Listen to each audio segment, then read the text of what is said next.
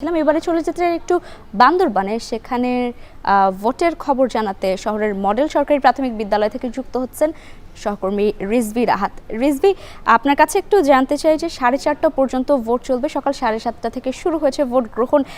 এখনো পর্যন্ত আপনি ভোট গ্রহণের পরিস্থিতি কেমন দেখছেন? ভোটাররা ভোট দিতে আসছেন কিনা একটু বিস্তারিতভাবে জানান আমাদের বান্দরবানের পরিস্থিতি।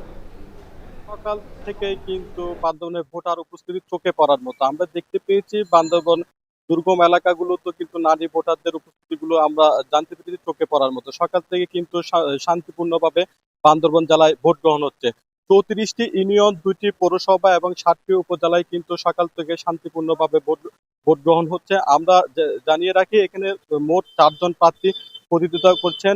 বিএনপি থেকে জনাব হাসিমুদ্দিন দেরি এবং শাপলাকলি থেকে 11 দলীয় জোটের মনোনীত প্রার্থী আবু সাইদ মোহাম্মদ সোজাউদ্দিন এবং জাতীয় পার্টি থেকে অলিউল্লাহ এবং হাতপাকা থেকে চরমনাই থেকে যিনি প্রতিদ্বন্দ্বিতা করছেন আবুল কালাম আজাদ। তো জানিয়ে রাখি, সকাল থেকে কিন্তু কোনো বিচ্ছিন্ন ঘটনায় ঘটেনি। তো আমরা জানি শান্তিপূর্ণভাবে সকাল থেকে